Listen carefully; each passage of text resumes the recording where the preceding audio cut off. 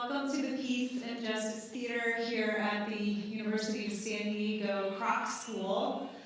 My name is Dr. Megan Henson. I teach ethnomusicology courses in the Department of Music, courses in world music and global popular music, and we thought it would be a great idea this semester to incorporate into our concert series some world music.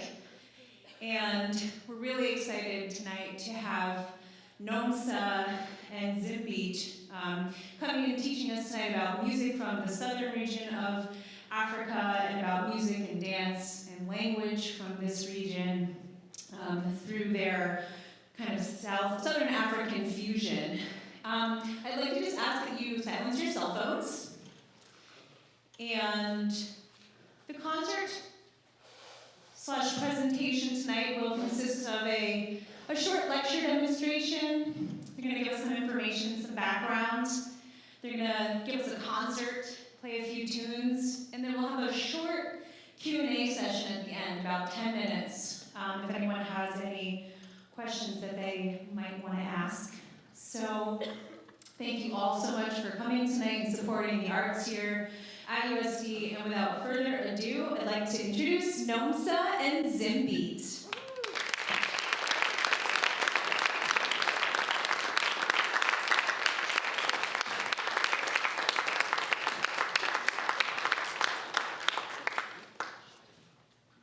Sanibonani is what we say when we greet people.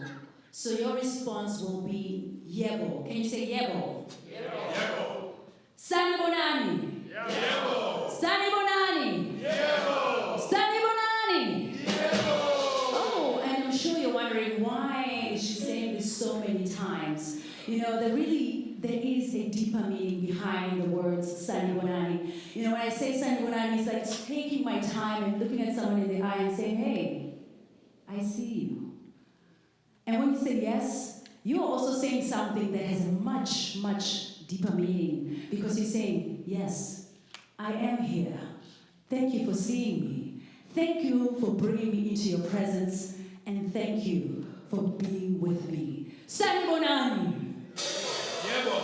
And that is a greeting in the Zulu language, which is a language from my language culture. I was born and raised in South Africa. My name is Nomsa, and I'm accompanied by my good friends here, Zimbeat. On my right, I have Garrett Imhoff, who will be doing a bit of hosho and mira and vocals. And at the back, we have Robert Ackley, who will be joining us on the miras. We also have my friend Max Berry here on the guitar, who also have Randy Griswold, who will be joining us on the bass and singing along with us. And last but not least, my good friend Andrew Aquista. Thank you so much for joining us, or for inviting us rather, here at the University of San Diego. And we're going to start you off with just this song as a way to just welcome you into the space and kind of give you a bit of our feel. It's called Sanibonani.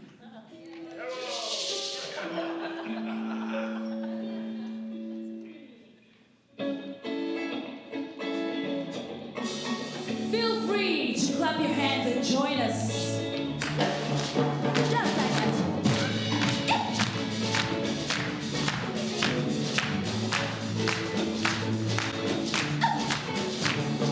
Sanibonani, Sanibonani, Siani Bigalela, Sanibonani, Sanibonani, Sesipikile, Sanibonani, Sanibonani, Siani Bigalela, Sanibonani, Sanibonani, Sesipikile, Yebo.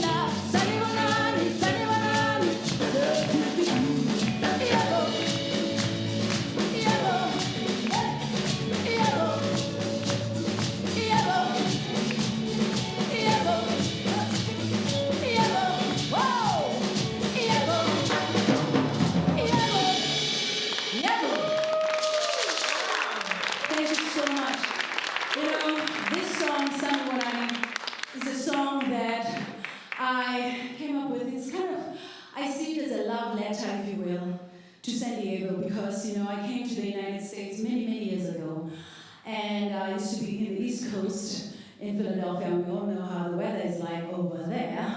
And so I made it all the way to the West Coast. And one of the things that captured and captivated my heart was not only the wonderful weather, but it was all this wonderful vegetation, the people, and just feeling like I was taken back to where I come from in South Africa. You know, walking around and seeing these wonderful trees, these plants, these flowers that I used to see in my grandmother's garden. You know, sometimes you could just live life and not even be aware of the beauty around you until you are transplanted and you're moved to another part of the world. All of a sudden, your eyes, they open up and you realize, wow, this world really is small. And so Sanibonani for me is that kind of a love letter, saying I see these wonderful differences and commonalities that we have. You know, South Africa is in the southern region of the African continent, and I'm sure you all know that. But for me, another connection was the fact that being here in San Diego and calling this my home now, there is that commonality that, you know, San Diego is in the southern region of California, so why not connect the two and just really bask in that and just the glory of it. And this song also is for these wonderful friends that I have. You know, when I say Siphume Mzansi, Mzansi means all the way down south. That's where I'm from, South Africa. But Siphume Soweto, I was born in Soweto, which was the largest township for quite some time in South Africa. It was the largest township of Johannesburg. I was born, shall I say, in the 70s, in the heart, in the depth of the apartheid regime. These were sad times, these were hard times. And the only way that we could connect with the outside world was through music. So whether it be struggle music, or it be church music, or it be celebratory music, music was a language that was spoken effortlessly throughout Soweto, the townships. You could hear it blasting and blaring Saturday mornings, people kind of just immersing themselves in the moments and just trying to escape this enormous thing that was always lurking about: apartheid, separation, segregation, being treated as different and othered. Music was a connector, was something that helped me as a child as well, just to travel to places far away. You know, I was able and fortunate one time to be interviewed and be part of a documentary series which actually talked about the power of music, and that was through the episode that I shared where I was interviewed as a person who was inspired by a singer, and that was Stevie Wonder. the role of his music, how it transported me, how it took me from that Soweto, that chaos, the constant fear of being taken away or things happening or people disappearing, neighbors just kind of not being there the next day, or even my father being arrested at one point because he was someone who tried to kind of keep the spirit of the community alive. And you know, he had what we called a speakeasy. We called it ispoti. So this is where people would gather and they would kind of sort of try to forget their worries, their problems, and kind of get into this mood of just sitting around talking and playing music and dancing, but also discussing very, very important things. Things that really were to bring about change in South Africa. Things that had to make South Africa a democratic South Africa.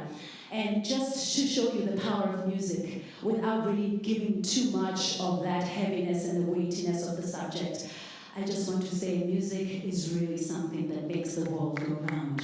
Thank you so much for having us here and letting us be here and be part of this very important vehicle of the world. Now, this song that we also played, Sani Bonani, you might have heard my friend Max there was playing, and my friend Randy, they were also playing. They were playing what we call maskanda, which is a style of guitar that is very traditional and very, very jovial. And as you could hear, it was very, you can hardly sit and stay where you are, or just stand still. I mean, for me anyway, it's very difficult. As soon as I hear music, something just happens and I just have to move. So they were playing that fantastic maskanda music, which is entrenched in the Zulu style of music. And yeah, we hope that you will enjoy this concert.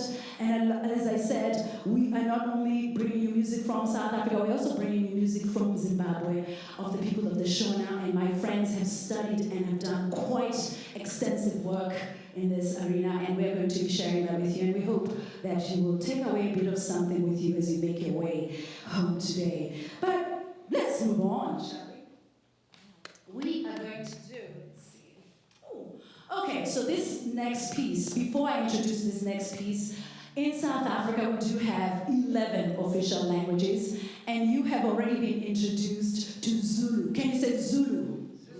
And that is my home language. So I'm fortunate enough to have lived and been born in Soweto, where it's like a melting pot of languages. You know, back in the days when they threw us into Soweto, black people moving us from different parts closest to the towns, at the moment, it felt very painful. It felt like, oh my goodness, what's happening to us? But later on, this helped us to kind of regroup and rebuild, and we also were able to learn things like other languages, you know, whereas you would have a household where people will be speaking Zulu here, next door they're speaking Xhosa, and the other house they're speaking Sotho, the other house is speaking Tswana, the other house is speaking Venda, the other house they're speaking, oh my goodness, Shangaan, they're speaking Afrikaans, they're speaking English. There's all these languages that you just kind of hear, like music,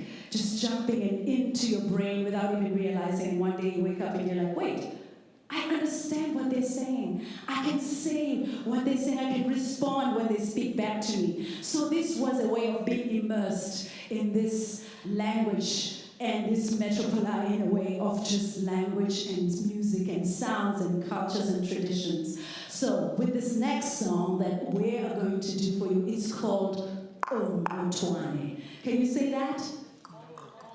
Ooh, I heard that. That sounded pretty good. Now, Ongotwane is a song that was made famous by our mama of song, and that was Mama Miriam Makeba. And it was a song that was sung when a young woman would be getting married, and it's a song that's full of celebration, and it's also got a bit of moves in it. So please do enjoy this song with us.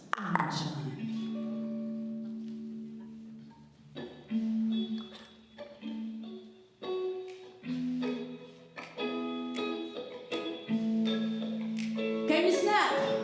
Oh yes.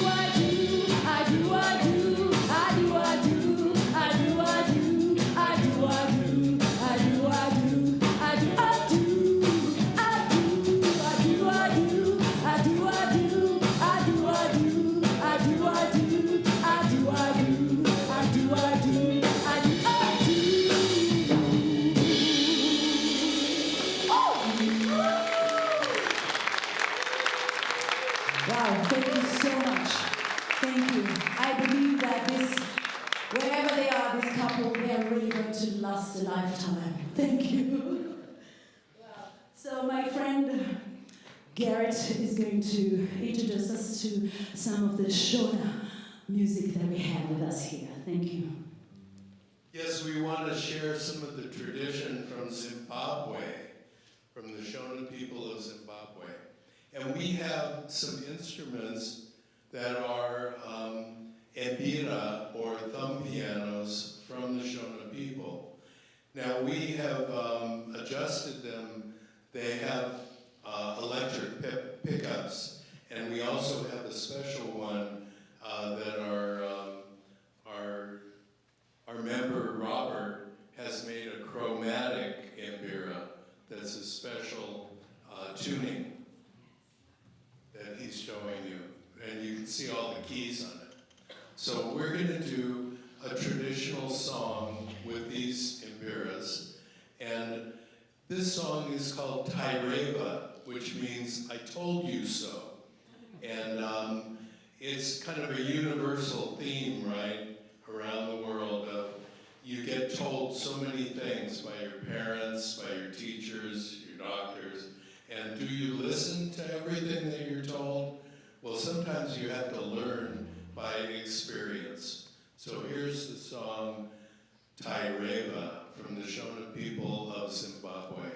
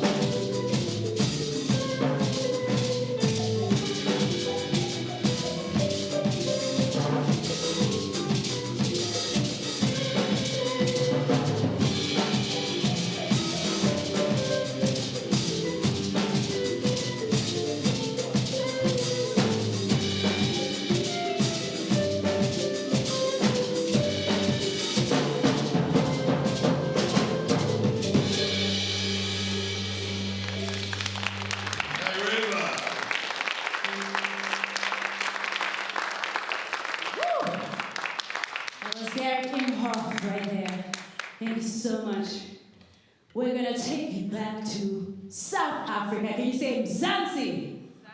Mzansi. That is the South Africa. We're going to take you back. Once again, we bring the spirit of Mama Miriam to bring in that pata pata, because as I mentioned, that people were displaced, people were moved from different places, and there were times when they would gather together and they would enjoy and just really have a good time and just be themselves. And in those spaces, music lived, poetry lived, storytelling lived, and all kinds of things lived.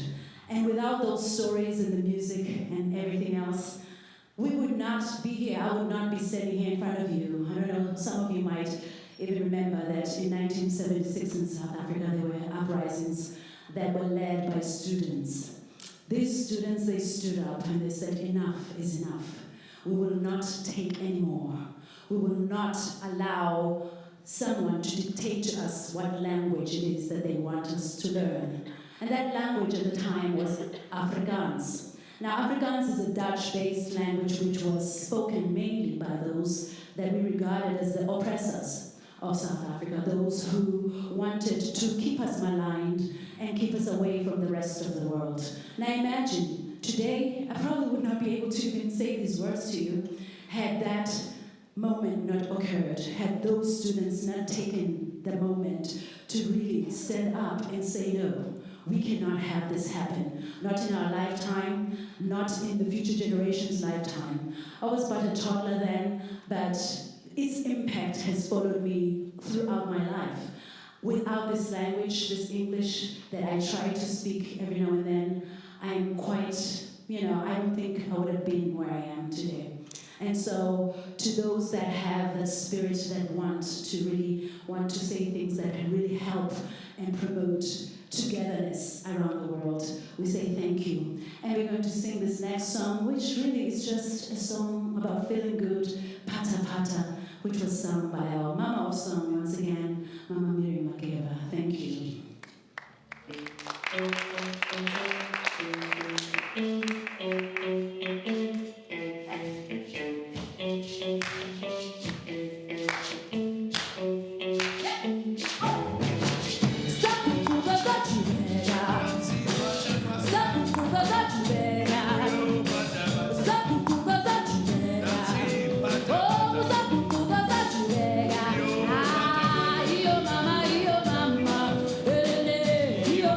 Pata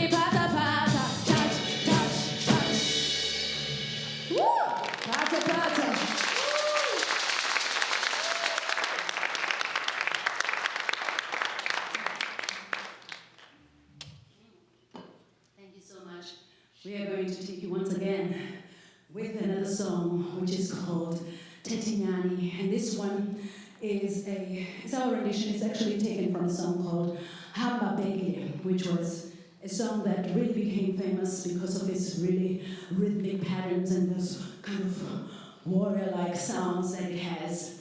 And yeah, it's the way we like to deliver this one is once again another one about speaking and telling the truth, because there's so much. You know, when you say one thing, and if that one thing is the truth, then you don't have to make another thing, because then that thing will always just not be truth. So we insist on making sure that we remind all our friends wherever we go that speaking the truth, it cleanses your heart, it cleanses your mind, and the company that you keep, then that way you're just in good spaces all the time. So, you know, take us to Tetinyani.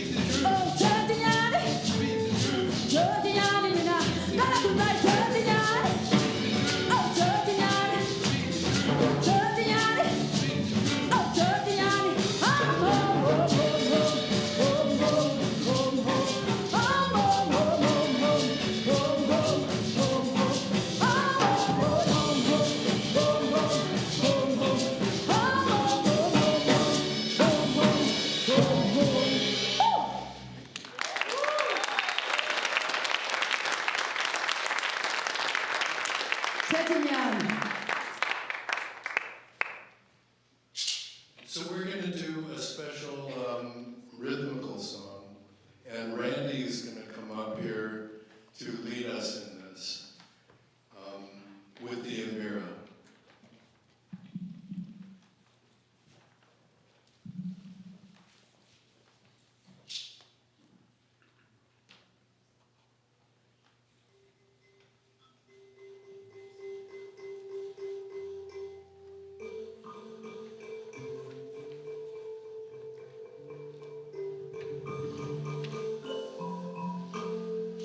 guys hear me? Okay. So as you know, I think a lot of you have been learning about this particular instrument in your classes. Some of you? No? Yeah, I think some of you have, yes. And so this is the mbira, or specifically the mbira Zavidzimu. And Zavidzimu means of the ancestral spirits. So traditionally, this is a sacred instrument that is used to call the ancestral spirits for special ceremonies, where people will play all night long and then go into trance. And then they're able to communicate through the music of the mbira to the ancestral spirits.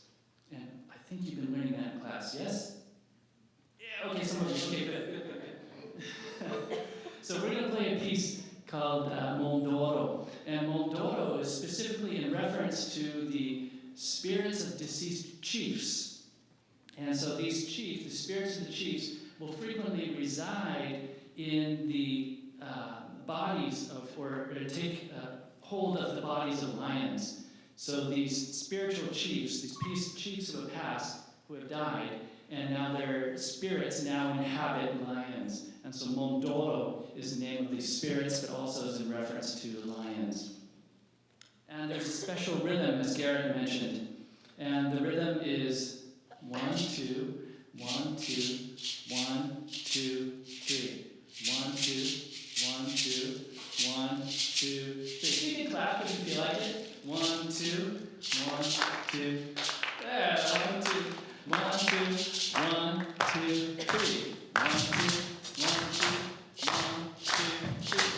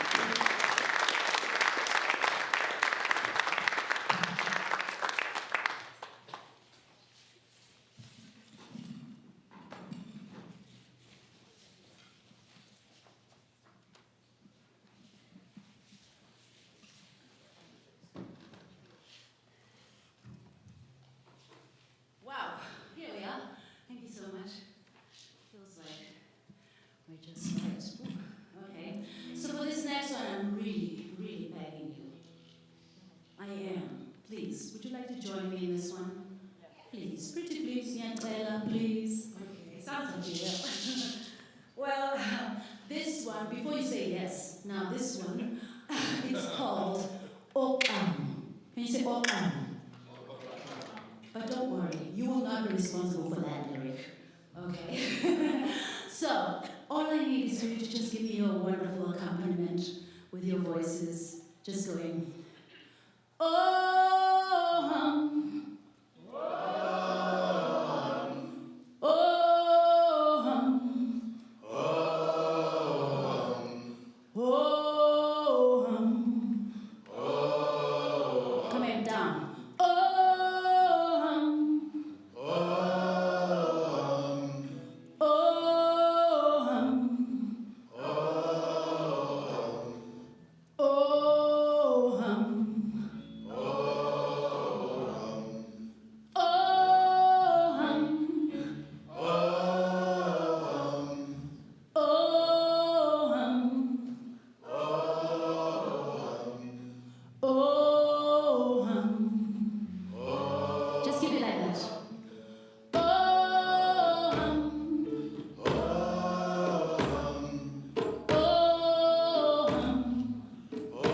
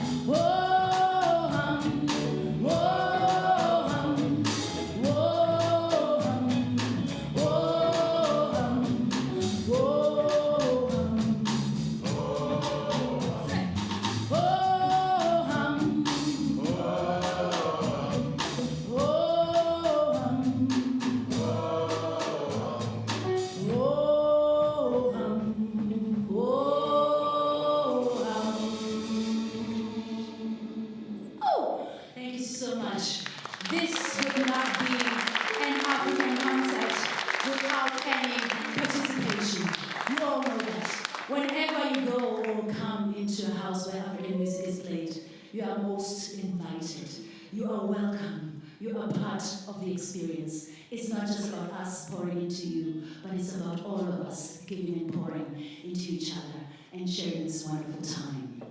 Thank you so much. Thank you, Nomsa.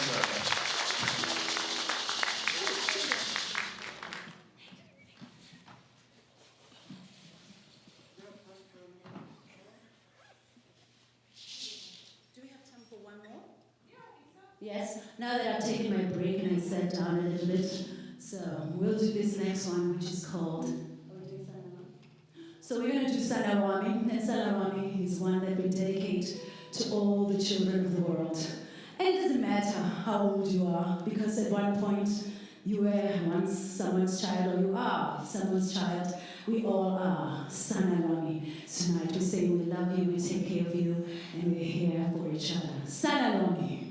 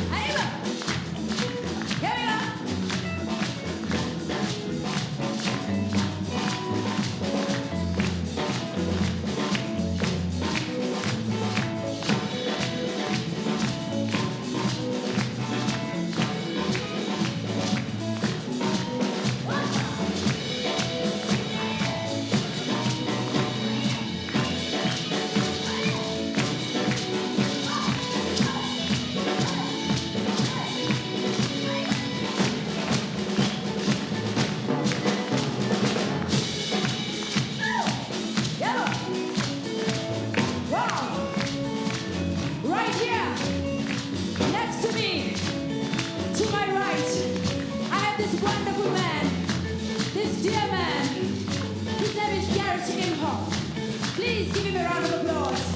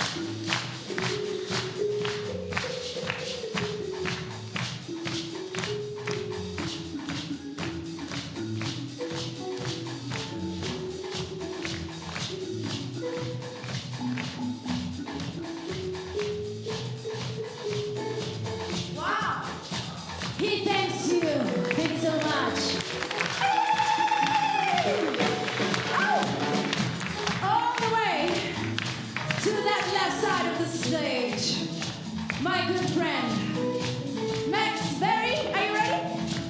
Let's go! Wonderful!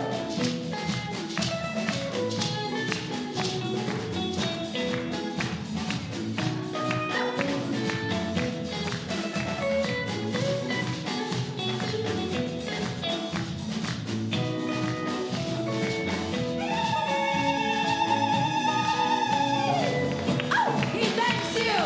Thank you so much. Wow. Right in front of him. One of our good friends. Our wonderful Professor Randy Griswold. On bass. Please give me a love. Give me a love.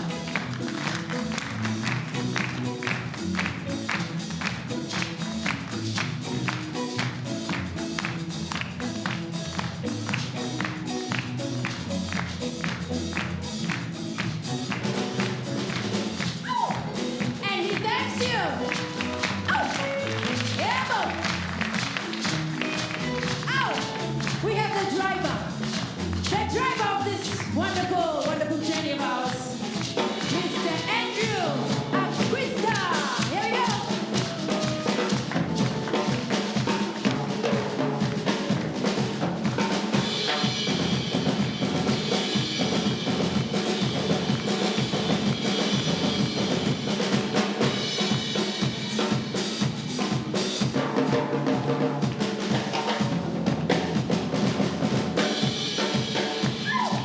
Give him a love, people. Thank you so much. My name, my name, my name, my name, my name, my name. Thank you, thank you, thank you, thank you all. Thank you so much, University of San Diego. Thank you so much. This has been such a pleasurable evening. Sanaloi, Sanaloi, Sanaloi, Sanaloi, oh Sanaloi, Sanaloi, Sanaloi, Sanaloi, oh, oh, oh.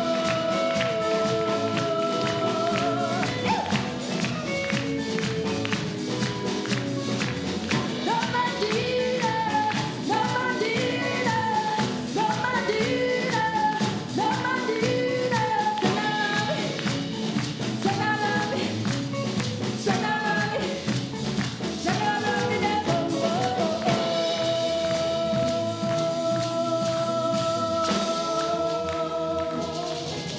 Thank you.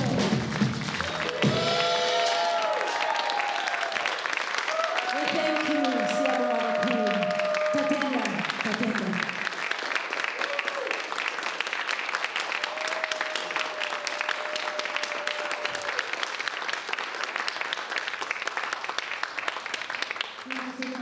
Thank you so much. Thank you so much, Nomsa, for leading us in this wonderful time together and be able to share this music from Africa. We are so honored to be here and sharing this with you. Thank you. Tatenda. Thank you very much. You know, a sweet little Betty did tell us that some of you might have some questions for us, so we're here for that. And if you have anything that you'd like to ask us, well, within reason, of course, we'll be more than happy to answer at this point. Thank you.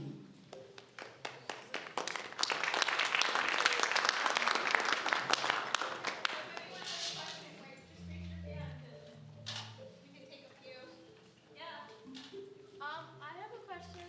So since you all play different, like music in different languages, what would you say is like the difference between like the cultures and the music to how a story is told? Like, is there a difference between the stories and their different cultures and how you perform them, if that makes sense? Okay. Well, I'm going to take this one.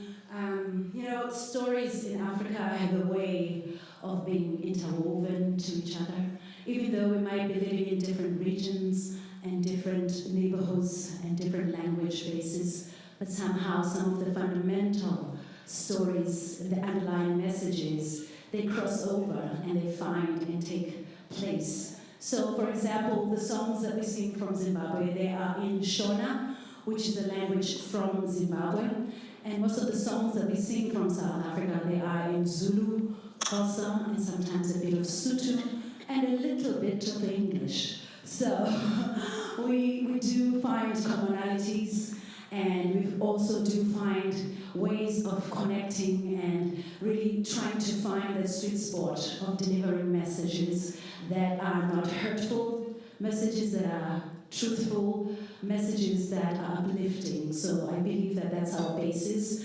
And for the most part, we are informed by that foundation of, the African, just respecting the African base of it, that this is not our own doing. We are just but the vessels of just promoting and preserving this music, this culture, these languages. For instance, if you go to South Africa today, you might find that a lot of people are speaking so much English, and some of them are even trying to forget to learn some of these languages, and by virtue of trying to sing these songs and keeping them alive, we are really becoming these custodians, these people who want to really promote these languages and making sure that they don't disappear, that they live on for ages to come. So thank you for your question.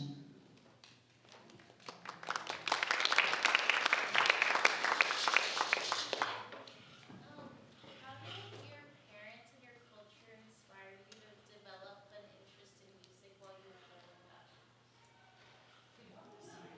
How did your parents and your culture inspire you to develop an interest in music as you grew up? For me, it's like growing up in South Africa, there is never a moment that I remember that was without music. Music is from whilst you're within your mother's womb, while she's humming, while she's cleaning and cooking and doing whatever that she's doing. Music is people talking, speaking. One of the things that I happen to love is that when I go home, when I do get the chance to go home, when I land at the airport, I just like to listen to the musicality of the voices, the languages. They might not even be intelligible, like it could not even connect to what they're talking about, but there's a certain vibration that just takes over where I just hear a laughter, a piercing laughter, or just somebody having this amazing expression, how, hey, those things where it's just like part of the language, which is very musical in my ear, because when you hold a note that long just to say something, it's just part of what you grow up with. It's the stories that are with music, from just being a baby, hushing a baby, I'm dogwe, I'm abele, avutiwe, ehlanzeni. So those poems that our mothers would say to us, to hush us, to calm us down, they were a way of introducing music at a very early age. Thank you.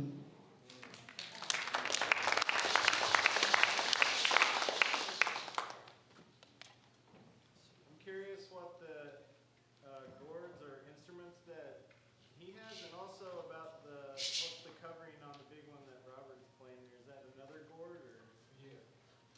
Yeah, these are calabash gourds, but these are smaller ones, Moreka gourds that have seeds, hota seeds in them to shake. And the calabash gourd is used as a resonator to make the sound of the mbira louder.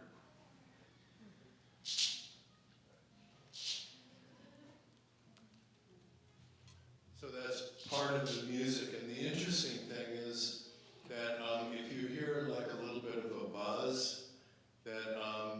that's actually associated with the spirits. So it's loosely attached, either rings of metal or bottle caps that actually buzz with the music.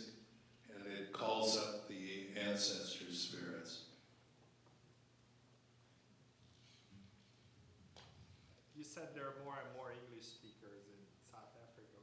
just curious, how did English find its way in some of these songs?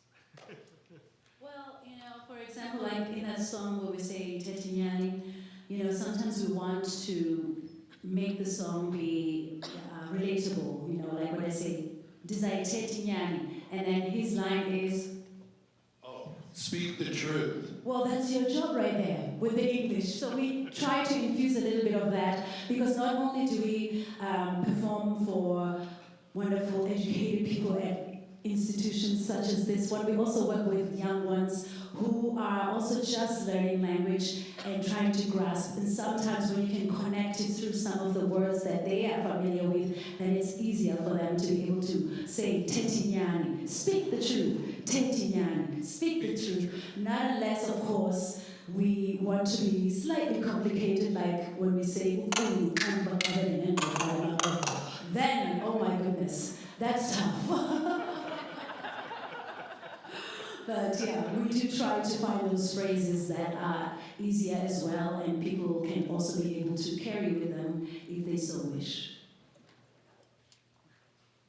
That hard sound that you just made, are you brought up to learn that too? Is that hard to do? It looks like it's hard, but how many people can do it? I often tell about how, those sounds actually, that it's like no mother sits there and says, okay, today we are going to learn ah, and tomorrow we're going to learn ah, but next week it'll be, so it's words that you are kind of get used to. For example, the word for an egg is ikan. That's an egg. Imagine being a child and your mom asks you, what would you like to eat? You have to say ikan, and that sound is already there. It's embedded in there. And words like iko, that's a frog. So it's just, they are not isolated, they are part and parcel of the language. And that's what makes it this very unique sounds that we do. But also another historical fact to these languages is that in South Africa, we are part of the Khoisan, the first native people of South Africa, and their languages are peppered with a lot more of those cliques. So when we, the Bantu, became part of South Africa, we also adopted some of these sounds as part of our language, and they became part and parcel of who we are. So they are what really sets our languages apart in that sense.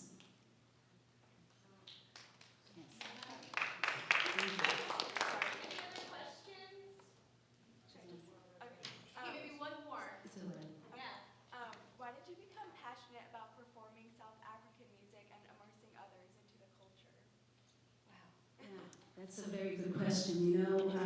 When I first came to the United States, it was hard, as I mentioned earlier, that, it wasn't that I just had a plane, that, I packed my bags, I was like, yeah, I'm going to America, my life is going to be fine, it was tough. Getting out of South Africa was very difficult.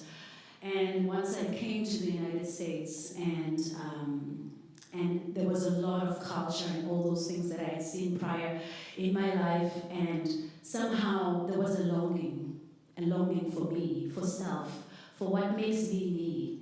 Who am I in this America? America is such a wonderful, great place with so many different cultures and traditions.